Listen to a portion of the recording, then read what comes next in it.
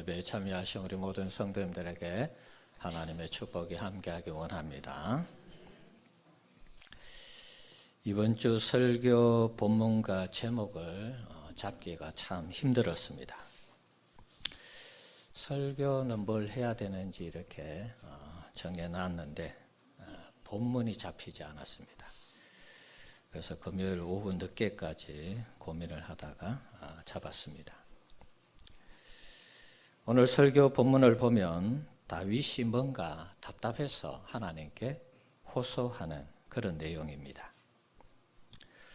하나님이 자신을 버렸다라고 생각하고 있습니다. 왜 그렇게 생각하고 있습니까?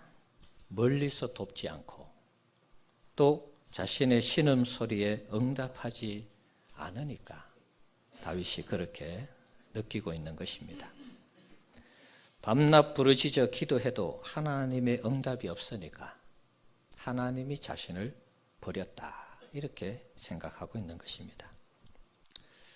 우리 성도님들, 하나님이 우리를 버리실까요? 하나님은 무소부재하신 분이십니다. 무소부재하다는 것은 하나님이 안 계신 곳이 없으시다 그런 뜻이죠. 하나님이 안 계신 곳이 없다면 우리를 하나님이 버리시는 일은 없겠죠. 다만 다윗이 느끼는 것은 하나님이 계신 것 같은데 다윗이 스스로가 이제 하나님께서 함께 하시지 않는 것 같은 그런 느낌을 가지고 있는 것입니다. 그래서 하나님이 자신을 버렸다 이렇게 토로하고 있는 것입니다. 아무런 응답이 없으니까 하나님이 멀리 계신 것 같고 또 버리신 것 같은 그런 느낌을 가지고 있는 것입니다. 자, 그런데 다윗의 삶을 한번 여러분 돌아보시면 어떻습니까? 위기마다 매 순간마다 하나님이 피할 길을 주셨고 다 이기고 극복하게 하셨죠. 결과적으로 돌아보면 하나님은 다윗과 함께 하신 것입니다. 다윗을 버린 적이 없습니다. 다만 다윗이 그렇게 느꼈을 뿐인 것입니다. 고난의 시간을 보낼 때, 시련의 시간을 보낼 때 하나님이 아무런 응답을 하지 않는 것 같은 그런 상황 가운데 보낼 때에 하나님이 나를 버리셨구나 그렇게 느꼈다는 것입니다.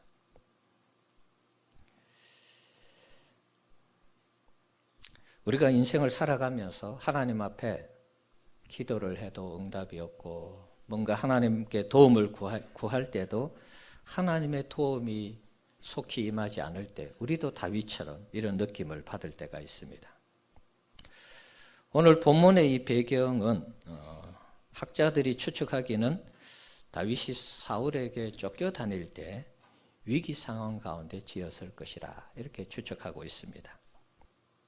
사울의 위협으로부터 빨리 하나님의 구원이 임해야 되는데 임하지 않으니까 답답해서 다윗이 이렇게 고백하고 있는 것입니다. 지금 우리의 모습이 다윗의 모습이 아닌가 그런 생각을 해봅니다. 코로나19가 어느 정도 진정되는 듯 했는데 갑자기 대구에서 폭발적으로 이 감염자가 확진자가 늘어나고 있습니다. 그것도 신천지 2단에서 말이죠. 금요일도 말씀드렸습니다마는 이번 기회가 신천지 2단을 완전히 정리하는 그런 기회가 되어야 되겠습니다. 이만희는 마귀짓이라고 했는데요. 마귀짓이 아니고 이 일을 계기로 해서 하나님이 신천지 2단을 완전히 심판하는 그런 계기가 되어야 되겠습니다. 코로나19가 발생한 것은 참 안타까운 일입니다. 하지만 이런 상황에서 신천지 2단의 진실이 폭로된다면 우리에게 나름대로 유익이 있는 것입니다. 그동안 그리스도인들과 불신자들을 미혹해서 잘못된 신앙을 갖게 했기 때문에 거기에 대한 하나님의 심판이 반드시 있어야 된다고 믿습니다.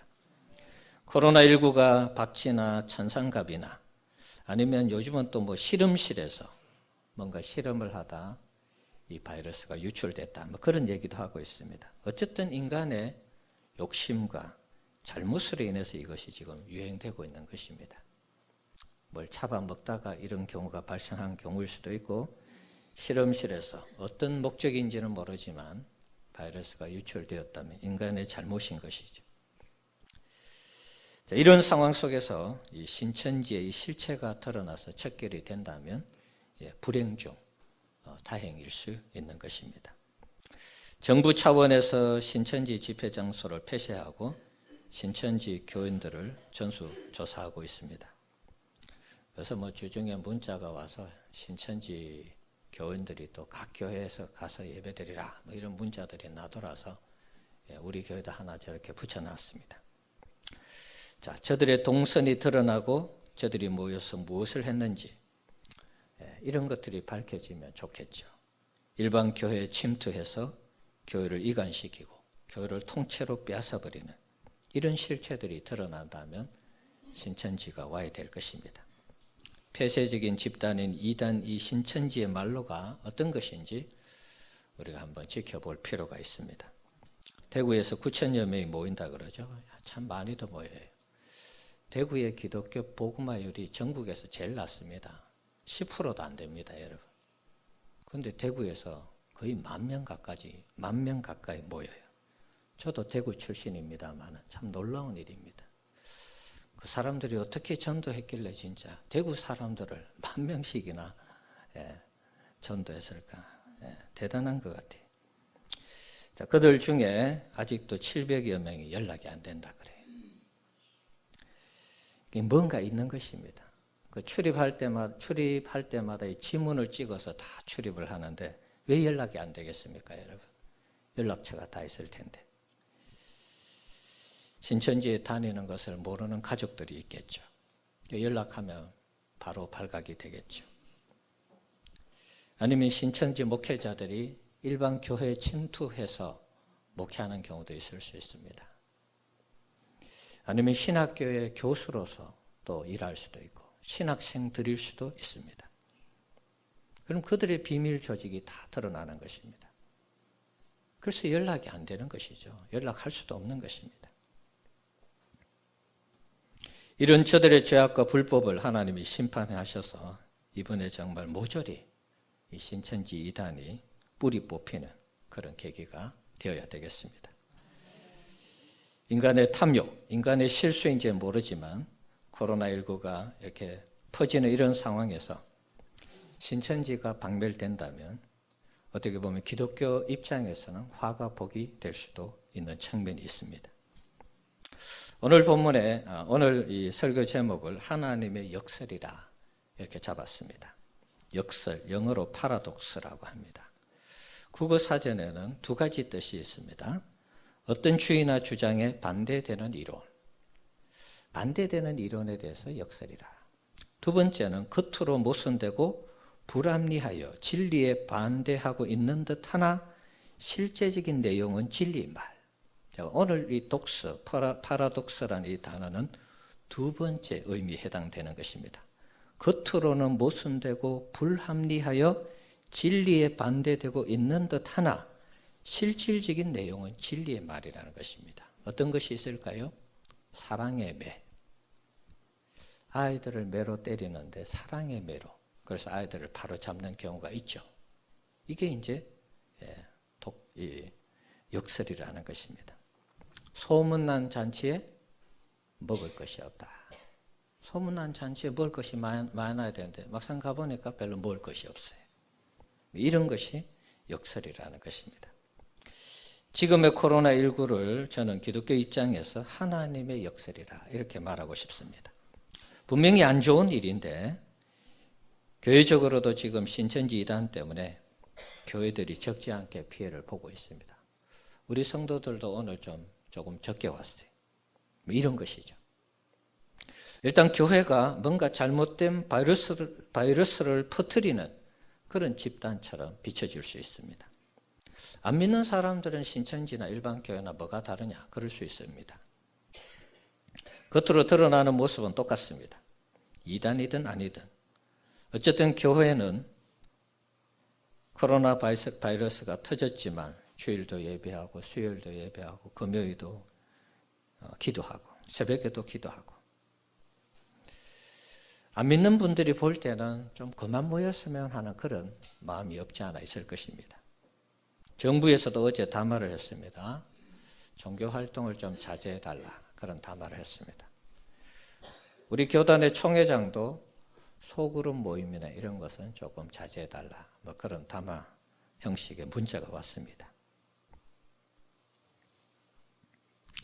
오늘도 교회에 오시는 분들 중에는 가족이 다 함께 신앙생활하지 않는 분들은 가지 말라고 아마 그랬을 수 있습니다. 갈 때에 가족들이 또 말릴 수도 있습니다. 그런 측면에서 교회가 많은 피해를 입고 있는 것입니다. 지금 우리가 교회에 나오는 것이 정말 믿음이 필요한 시점이라고 할 수 있습니다. 오는 것 자체만으로도 믿음이 있는 것입니다. 그럼 안 나오는 사람 믿음 없느냐? 아닙니다. 믿음이 있습니다. 믿음 없다고 말하지 않겠습니다. 상황인 만큼 교회에 나오는 것이 그만큼 믿음의 결단이 필요하다 그 말입니다. 믿음이 약한 분들이 코로나19로 인해서 교회를 못 나왔다. 우리가 그럴 때 비방해서 안 됩니다. 교회는 하나입니다. 그리고 교회는 주의 몸인 것입니다. 믿음이 강한 분도 있지만 약한 분도 있습니다. 이해를 해 주셔야 됩니다. 우리끼리 싸우면은 교회가 분란이 일어나는 것입니다. 야, 당신 믿음 좋네? 당신 믿음 없네? 그러면서 서로 싸우면 이게 정말 마귀가 좋아하는 것입니다. 절대로 우리가 서로 비방하고 비난해서 안 되는 것입니다. 코로나19가 우리 사회와 교회에 미치는 영향은 지금 어마어마합니다. 경제적인 활동이 거의 중단되다시피 하고 있습니다. 교회 모든 행사가 취소되고 모든 단체 모임들이 지금 취소되고 미루어지고 연기되고 그렇습니다.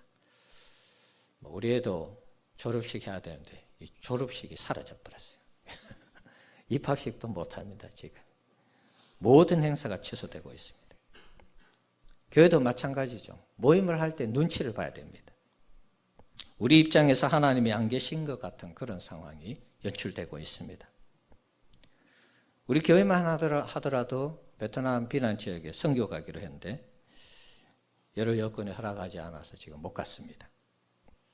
하나님이 왜 선교를 막으시는가? 하나님이 막으시는 것이 아닙니다. 하나님은 온 세상이 예수의 제자가 되기를 원하는데 막는다면 마귀가 막는 것이겠죠.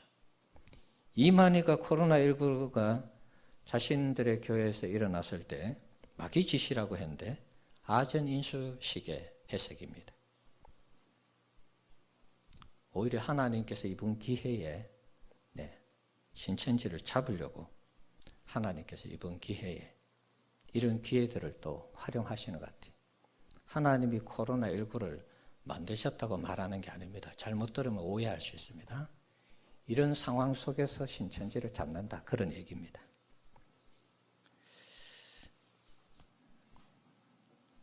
마귀를 막는다는 표현은 우리가 베트남 비난 지역에 가서 선교하려는 거 하나님 기뻐하시는 일인데 못 갔으니까 그걸 마귀가 막는다 이렇게 표현해야 맞을 것입니다. 마귀가 막는 것 같아도 여러분 하나님이 배후에 일하시는 것입니다.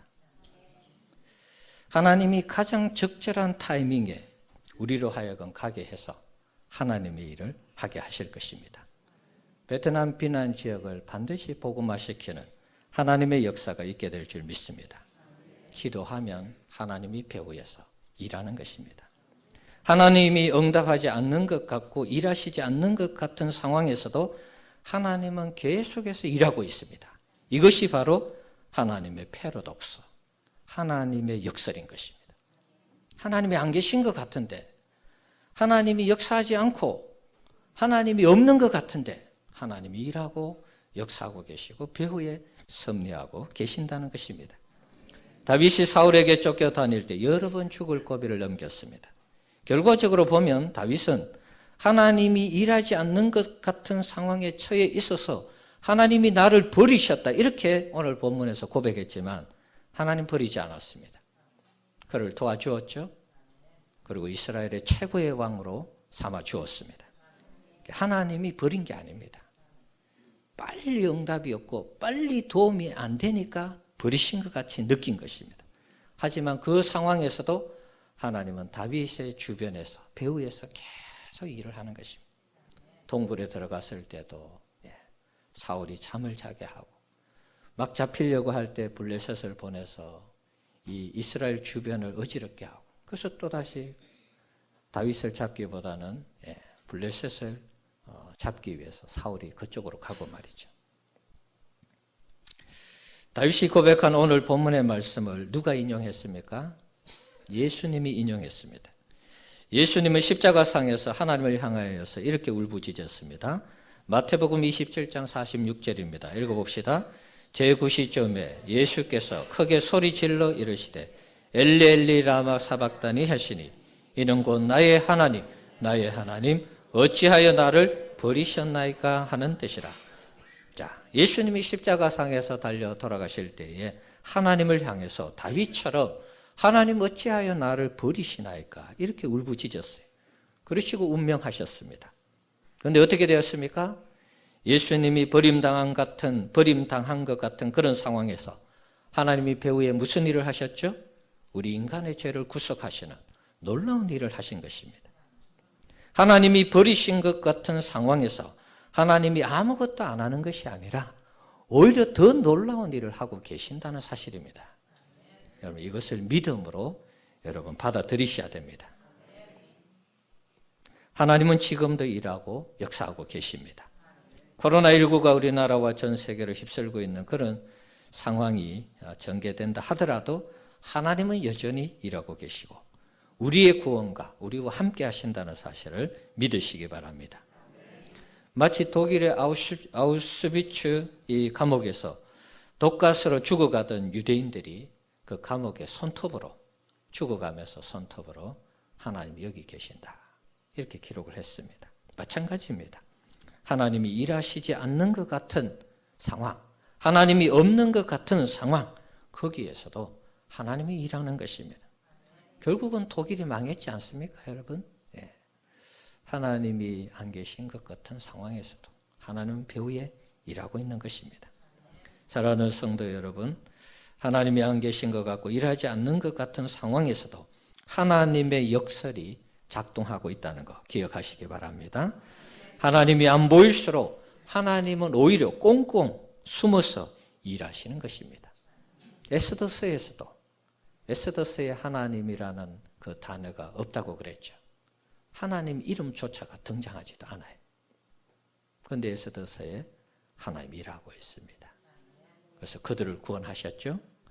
요셉도 마찬가지입니다. 계속해서 팔려가고 감옥으로 가고 더 이상 희망이 없다라는 그런 상황까지 떨어졌습니다. 그런데 하나님이 일하고 있었습니다. 요셉을 국무총리로 세우는 것입니다. 그래서 자신의 가족들을 구원하는 것입니다. 다윗도 마찬가지입니다. 계속 없는 것 같은데 쫓겨다니고 죽을 고비를 계속 넘기는데 하나님은 배후에서 그를 지키시고 보호하시는 것입니다. 우리 성도님들 어려운 시기일수록 하나님의 역사를 믿으시기 바랍니다. 안 계신 것 같아도 계시는 것입니다. 일하고 계시고 여러분들과 함께 하심을 믿으시기 바랍니다. 성경에서 최고의 역설이 어떤 것일까요? 마태복음 16장에 있는 말씀 한번 보겠습니다. 자, 16장 24절에서 27절 내용 읽어봅시다. 이에 예수께서 제자들에게 이르시되 누구든지 나를 따라오려거든 자기를 부인하고 자기 십자가를 지고 나를 따를 것이니라. 누구든지 제 목숨을 구원하고자 하면 잃을 것이요 누구든지 나를 위하여 제 목숨을 잃으면 찾으리라. 사람이 만일 온 천하를 얻고도 제 목숨을 잃으면 무엇이 유익하리요? 사람이 무엇을 주고 제 목숨과 바꾸겠느냐? 인자가 아버지의 영광으로 그 천사들과 함께 오리니 그때 각 사람이 행한 대로 갚으리라. 아멘. 자, 이 본문 말씀을 보시면 제 목숨을 구원하고자 하면 잃을 것이요 제 목숨을 잃으면 찾으리라. 놀라운 역설이죠. 우리가 하나님 앞에서 하나님의 일과 나라의 일을 위해서 죽기 살기로 헌신하면 오히려 우리를 살려준다는 것입니다. 그런데 우리 목숨을 위해서 뭔가를 안 하면 오히려 죽는다는 거예요. 우리는 지금 코로나19로부터 살려고 사실 아등바등하고 있습니다. 뭐 다 안 다니는 이유가 무엇이겠습니까? 감염 안 되어서 살아야지. 그거 아니겠습니까? 살기 위해서 교회도 안 갈 수 있습니다. 기도에 안 나올 수 있습니다. 그러나 주님이 우리에게 요구하는 것은 무엇입니까? 우리가 예수의 제자라면 자기를 부인하고 예수를 따를 것을 말씀하고 있습니다. 살고자 하는 자는 죽고 죽고자 하는 자는 산다라고 말씀하고 있습니다. 이게 참 그래서 믿음이 필요한 것입니다.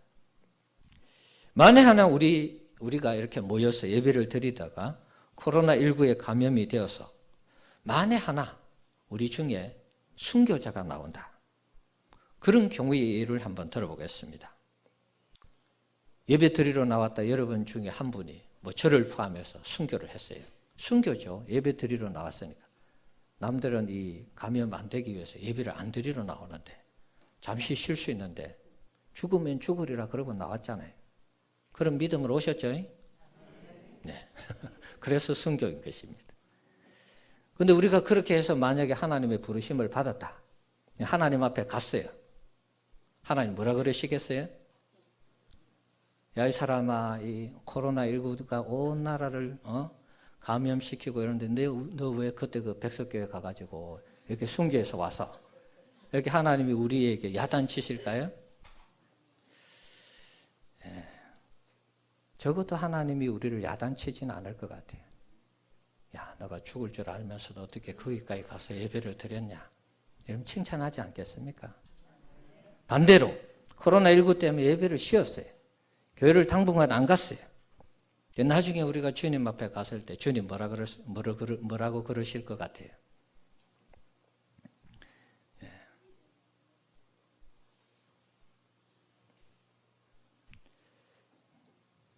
칭찬 안 하실 것 같아요.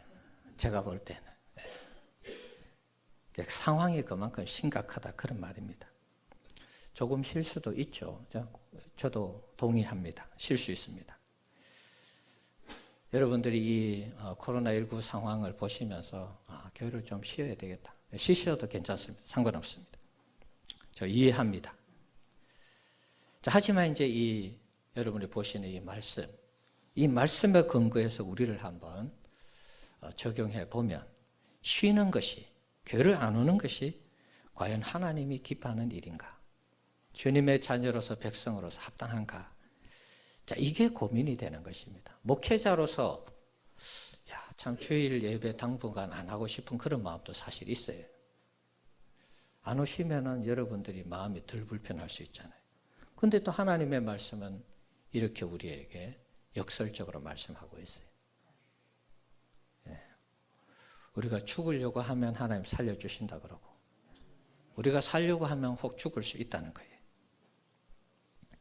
이게 참 우리의 고민인 것입니다.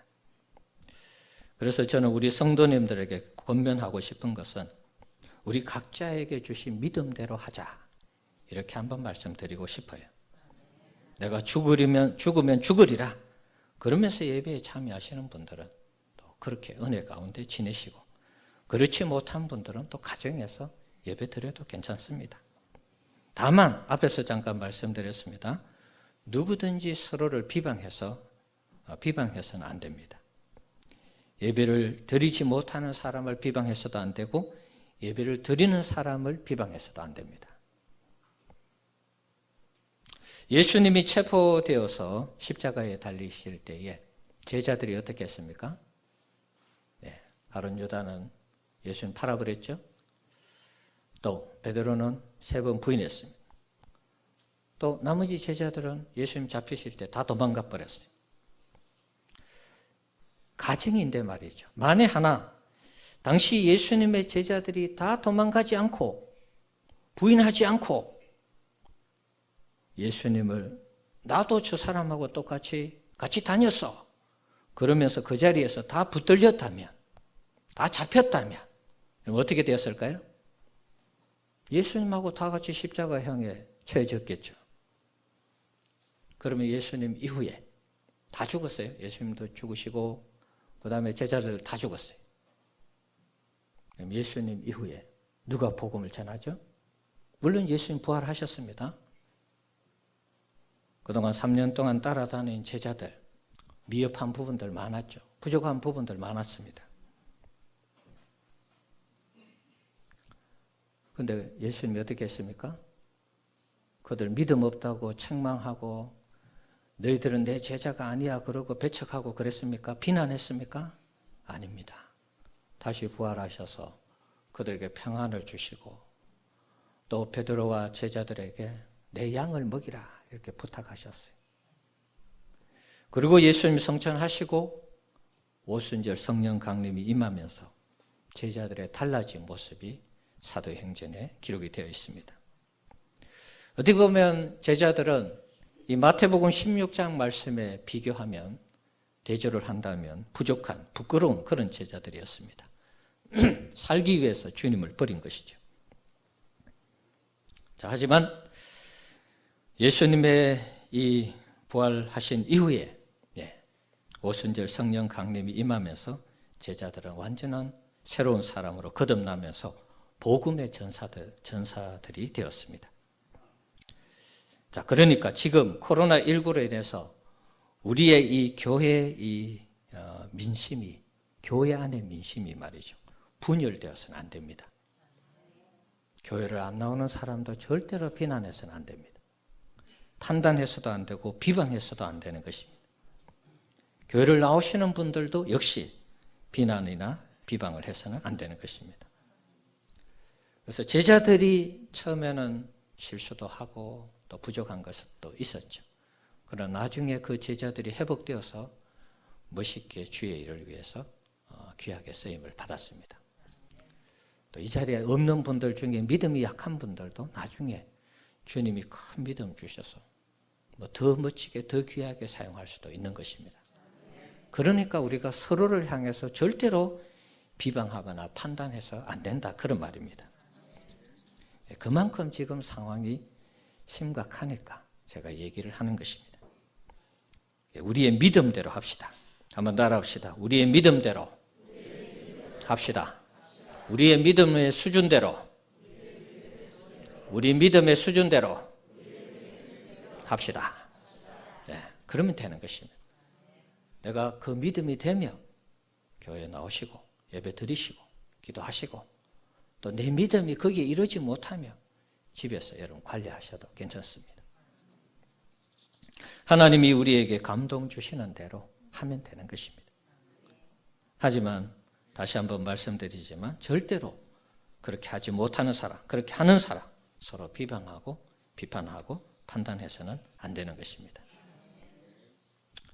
다만 걱정되는 것은 코로나19로 인해서 교회를 쉬는데 쉬다가 계속 쉴까? 그게 이제 걱정이 되는 것입니다. 쉬다가 이 믿음 다 까먹고 말이죠. 코로나19 때문에는 살았는데 그 영혼이 지옥으로 간다면 그건 너무 심각해지는 것입니다. 그게 더 심각한 것입니다. 그래서 이 26절 말씀이 그런 내용이에요. 사람이 만일 온 천하를 얻고도 제 목숨을 잃으면 무엇이 유익하리요? 사람이 무엇을 주고 제 목숨과 바꾸겠느냐? 코로나19 때문에는 살았는데 그 사람이 예를 들어서 계속 쉬었다가 예수님을 떠나서 그 영혼이 구원받지 못한다면 그게 무슨 의미가 있느냐? 그런 얘기입니다. 그렇게 되면 오히려 코로나19 때문에 신앙생활에 오히려 이것이 방해가 된 것이죠. 적어도 그렇게 돼서는 안 되겠습니다.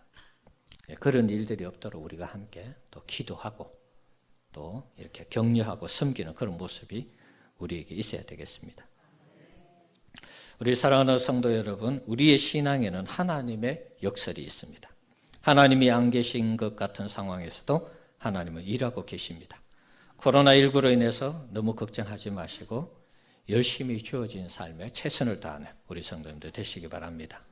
내가 죽으면 죽으리라 하는 심정으로 하나님을 의지하고 신앙으로 믿음으로 살면 하나님께서 반드시 피할 길을 주시고 우리를 살려주시고 우리를 지켜주시고 보호해 주시는 그런 은혜를 허락해 주실 줄 믿습니다. 코로나19에 걸려도 여러분 웬만한 건강한 사람은 다 이겨낸다고 합니다. 너무 걱정하지 마십시오. 다소 치료하는 부분이 조금 힘든 과정들이 있다고 합니다. 치사율은 낮은데 치료하는 과정이 어려운 부분이 있다고 그래요. 그러니까 너무 걱정할 필요는 없습니다. 우리 교회가 만에 하나 어떤 한 분이 감염이 되면 자동으로 폐쇄가 되겠죠. 그때는 우리가 예배하고 싶어도 못 나오는 것입니다. 그때는 당연히 쉬어야 되겠죠. 그런 상황이 오지 않아야 되면 더 좋은 것이고요. 또 그렇게 되지 않도록 우리가 기도해야 되겠고요. 자, 그런 상황이 발생하기 전까지는 우리가 하나님 앞에 예배하고 기도하는 거 우리 믿음대로 잘 감당하면 좋겠습니다. 교회 오실 때 마스크 꼭 쓰고 오시고요. 또 예배 드리실 때도 마스크 쓰셔도 아무 지장 없습니다. 손 세정제도 바르시고 당분간 악수를 안 했으면 좋겠어요. 그래서 이제 출입하실 때도 물론 하시는 분들은 하십시오.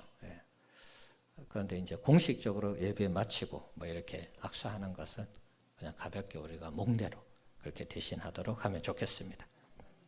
양주에 확진자가 새롭게 생기면 소그룹 모임이나 이런 여러 예배들에 대해서 우리 장로님들과 함께 또 대책을 마련해서 그때 또 말씀드리도록 하겠습니다. 코로나19가 우리의 삶과 신앙을 완전히 매몰시키는 사건이 되지 않도록 좀 하나님을 바라보면서 여유롭게 좀 여유를 가지고 신앙생활을 하면 좋겠습니다. 어떤 일이 생기면 거기에 막 다 빠져드는데 그렇게 하지 않았으면 좋겠어요. 우리나라 인구가 5,200만, 5,500, 하여튼 5천만은 넘죠. 지금 코로나19에 감염된 사람이 아직 1,000명도 안 됩니다, 여러분. 그러니까 너무 걱정하지 마시고, 우리가 좀 여유를 가질 필요가 있습니다. 어떤 회사에서 신입생, 신입사원 채용 시험을 했는데 이런 문제가 나왔습니다. 한번 보십시오. 여러분 한번 풀어보십시오. 만약 당신이 폭풍우 몰아치는 밤에 운전을 하고 있는데 버스 정류장에 당장 병원에 가야 할 것 같은 아파 보이는 할머니 한 분, 그리고 당신의 병을 낫게 해준 생명의 은인인 의사, 그리고 꿈에도 그리던 이상형 여인이 이렇게 세 사람이 있다고 치면 그 중에 한 명만 차에 태운다면 누구를 태울 것인가? 여러분 누구를 태울 것 같아요? 여러분 나름대로 한번 답을 마련해 보시기 바랍니다.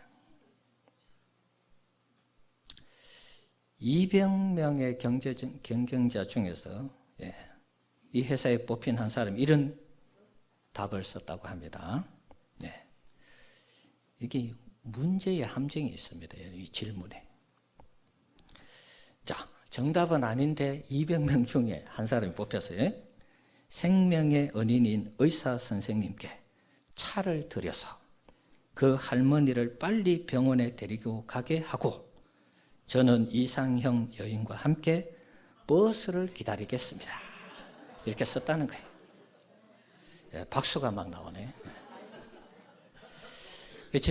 저도 이 문제를 보면서 누구를 태워야 되지? 항상 거기에만 이게 질문의 함정이 있는 것입니다. 이 세 사람 중에 그 중에 한 명만 차에 태울 수 있다면 누구를 태울 것인가? 태우는 데만 지금 함몰되어 있는 거예요. 그러니까 이 문제를 어떻게 보면 회사가 요구하는 답을 못 쓸 수 있는 거예요. 물론 나름의 이유를 댈 수 있습니다. 뭔 얘기하고 싶으냐? 코로나19가 지금 우리 한국교회의 주 이슈가 돼서 모든 것이 거기에 다 빠져들고 있어요. 그러니까 거기에 빠져들면 우리의 신앙하는 바나 생활하는 바나 모든 것이 위축되고 다음에 하고 안 모이고 이게 다 이렇게 연기되고 그러는 것입니다. 그래서 너무 이 코로나19에 빠져들지 말자 그 이야기 하는 것입니다.